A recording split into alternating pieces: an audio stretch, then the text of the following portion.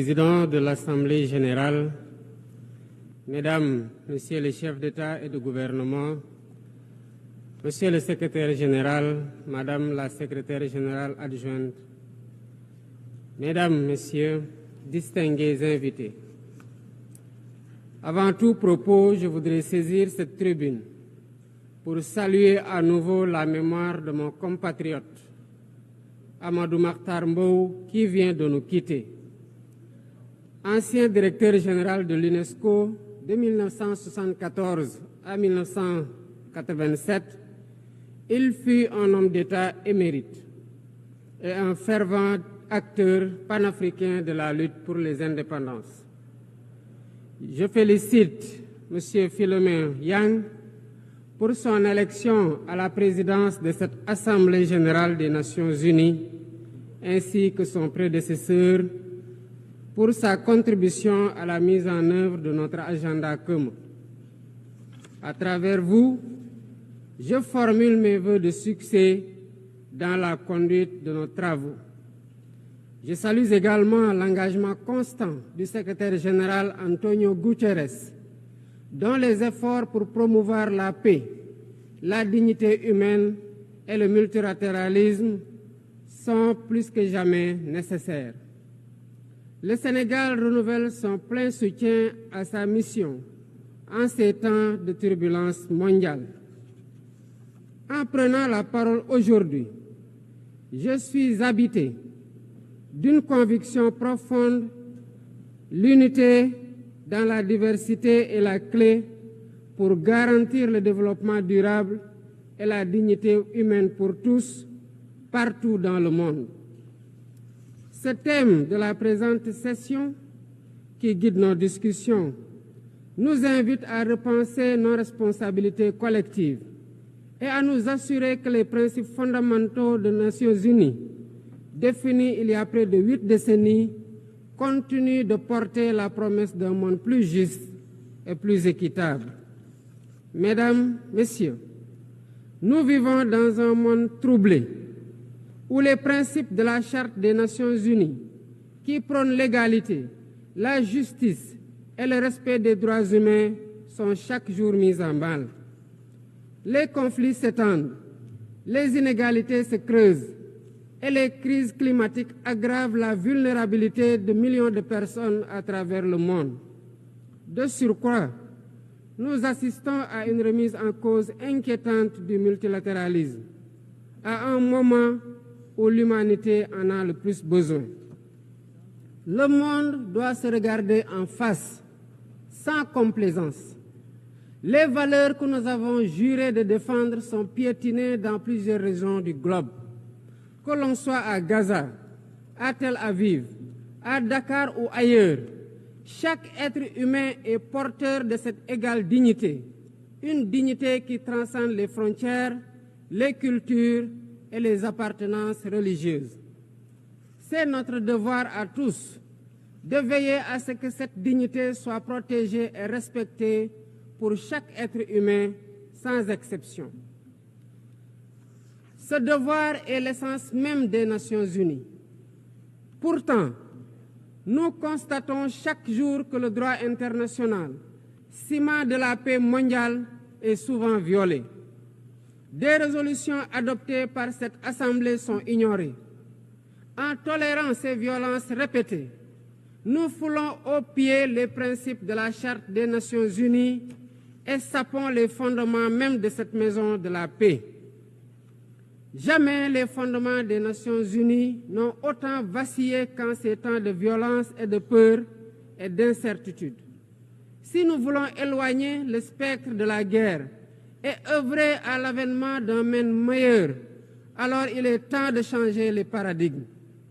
Il est temps de remettre l'humain au centre de l'agenda international, comme nous y invite le thème de cette session. Monsieur le Président, Mesdames, Messieurs, nous ne voulons plus fermer les yeux sur la tragédie qui se déroule dans le Sahel. Des groupes terroristes sèment la terreur, pillent, tuent les populations civiles innocentes. Cette région, autrefois stable, est désormais en proie à une violence quotidienne tandis que les Nations Unies, particulièrement le Conseil de sécurité, restent trop souvent inertes. De même, nous ne pouvons pas accepter que le Sahel devienne le théâtre de rivalités de puissances étrangères dont les affrontements ne font qu'aggraver la déstabilisation de la région. Je dois rappeler ici que la paix et la sécurité de l'Afrique sont indissociables de la paix mondiale. Il est impératif que le Conseil de sécurité remplisse pleinement son rôle de garant de la stabilité internationale. J'exprime à nouveau la préoccupation du Sénégal face à la situation tragique qui perdure en Palestine. Des générations entières y ont grandi sous l'ombre de l'oppression, privées de leur droit fondamental à un État viable. Le Sénégal, en tant que président du Comité pour l'exercice des droits inaliénables du peuple palestinien, appelle à un cessez-le-feu immédiat et durable. Nous réitérons notre soutien à la solution des deux États, avec Jérusalem-Est comme capitale de la Palestine, conformément aux résolutions pertinentes des Nations Unies. Cette guerre qui n'épargne ni femmes, ni enfants, ni infrastructures vitales est une plaie ouverte sur la conscience internationale. Il est impératif que le droit international humanitaire soit rétabli dans toutes les zones de conflit et que les Nations Unies jouent pleinement leur rôle de médiateur et de garant de la paix. Mesdames et messieurs, la paix n'est pas seulement l'absence de guerre. La paix, c'est aussi la possibilité pour chaque être humain de vivre dans la dignité, de se nourrir, de se loger, de s'éduquer et de recevoir des soins. Or, aujourd'hui, plus de 750 millions de personnes ne mangent pas à leur faim et des millions basculent chaque jour dans l'extrême pauvreté. Ces chiffres éloignent de plus en plus le monde des objectifs de développement durable fixés pour 2030. Nous ne pouvons plus accepter que les mécanismes de gouvernance mondiale continuent de reproduire ces inégalités. Il est alors temps de rompre avec la logique du chacun pour soi et de bâtir un nouveau contrat social global fondé sur la solidarité et la coopération. Ce contrat doit inclure des réformes majeures pour s'attaquer aux défis politiques, économiques, environnementaux de notre époque. Premièrement, il est impératif de sauvegarder et de renforcer le multilatéralisme comme cadre unique d'action pour la paix et la sécurité internationale. Cela passe par une réforme urgente des institutions mondiales, notamment le Conseil de sécurité, le FMI, la Banque mondiale, afin qu'elles soient plus inclusives et qu'elles reflètent les réalités géopolitiques et économiques actuelles. Le continent africain, en particulier, doit avoir une place plus importante dans ces instances de décision. Deuxièmement, il est temps de corriger les injustices économiques qui freinent le développement de nombreux pays du Sud.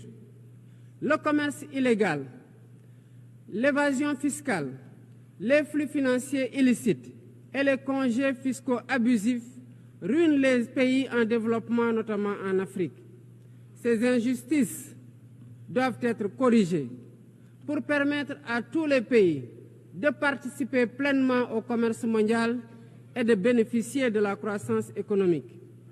Troisièmement, il est essentiel de garantir avec détermination et d'agir avec détermination contre le réchauffement climatique en respectant le principe de responsabilité commune mais différenciée. Les pays industrialisés responsables historiques des émissions massives de gaz à effet de serre doivent intensifier leurs efforts pour financer une transition énergétique juste et équitable qui ne pénalise pas les pays en développement. Nous devons impérativement protéger notre planète sans sacrifier les droits des nations les plus vulnérables à poursuivre leur développement. Quatrièmement, il est nécessaire de rompre avec toute tentative d'imposer des normes civilisationnelles unilatérales. Depuis son indépendance, le Sénégal a toujours défendu l'égale dignité des cultures et des civilisations. Et cette diversité doit continuer à être la base de la coexistence pacifique entre les peuples.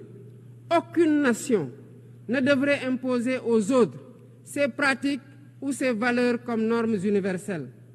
Le respect des différences est le fondement de la stabilité et de la paix dans le monde. Mesdames et messieurs, le Sénégal est fermement engagé dans cette voie.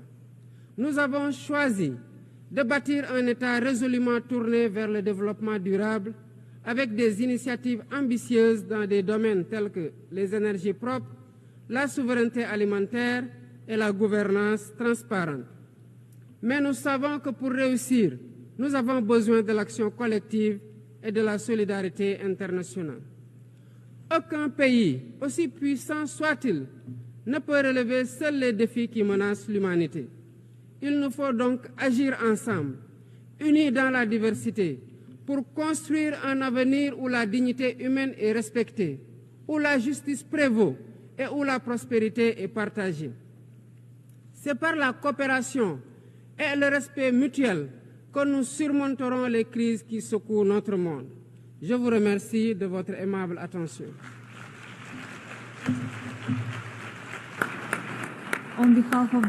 Au nom de l'Assemblée, je remercie le président de la